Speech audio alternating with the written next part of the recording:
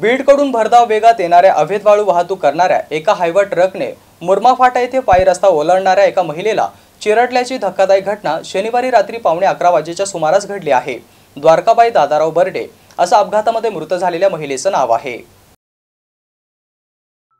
याविषयी मिळालेल्या माहितीनुसार पैठण तालुक्यातील हिवरा चौंढाळा येथील द्वारकाबाई दादाराव बर्डे या पंढरपूर येथे दर्शनासाठी गेल्या होत्या। शनिवारी रात्री 10:30 वाजेच्या सुमारास दर्शन करून पाचोड येथे बसने दाखल झाल्या आणि यानंतर घरी जाण्यासाठी त्यांनी दुचाकी बोलून त्या दुचाकीवरून हिवरा चौंढाळा येथे निघाल्या। मात्र त्यांच्या दुचाकीचे पेट्रोल संपले असल्याने दुचाकीस्वार विनोद करतडे पेट्रोल टाकण्यासाठी पेट्रोल पंप वरती गेला होता। त्यावेळी द्वारकाबाई दादाराव बर्डे या धुळे सोलापूर राष्ट्रीय महामार्गावरील मुरमा फाटा येथे पायी रस्ता ओलांडत असताना त्यांना बीडकडून भरधाव वेगाने अवैध वाळू वाहतूक करणाऱ्या हायवाने उडवून दिले। द्वारकाबाई बर्डे यांना वाळूच्या हायवाने जवळपास 100 ते 150 फूट फरफडत नेले। यावेळी जखमी महिलेला तात्काळ पाचोड येथील ग्रामीण रुग्णालयामध्ये उपचारासाठी दाखल केले असता वैद्यकीय अधिकारी डॉक्टर आसाराम चौरे यांनी द्वारकाबाई यांना मृत घोषित केले। या घटनेची नोंद पाचोड पोलीस ठाण्यात करण्यात आली आहे। पुढील तपास सहाय्यक पोलीस निरीक्षक शरदचंद्र रोडगे यांच्या मार्गदर्शनाखाली बीड जमादार गोविंद राऊत हे करत आहे। अवैध वाळू वाहतूक करणाऱ्या हायवाच्या दहशतीखाली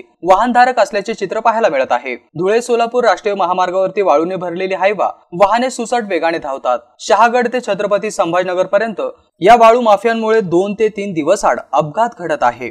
मात्र वाळू माफियांना प्रशासनाची साथ असल्याने वाळू माफिया त्या घटनास्थळी न थांबता पसार होत आहे।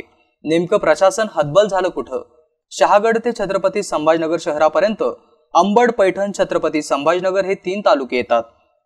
तरी एकाही दंड अधिकाऱ्यांनी 2 महिन्यात एकही कारवाई केलेली नाही आणि त्यामुळे वाळू माफियांची मुजोरी वाढली असल्याचं महसूल पोलीस प्रशासनावर नागरिकांकडून आणि वाहन चालकांकडून प्रश्नचिन्ह उपस्थित करण्यात येत आहे। सिद्धार्थ मगर, एमसी न्यूज, पाचोड।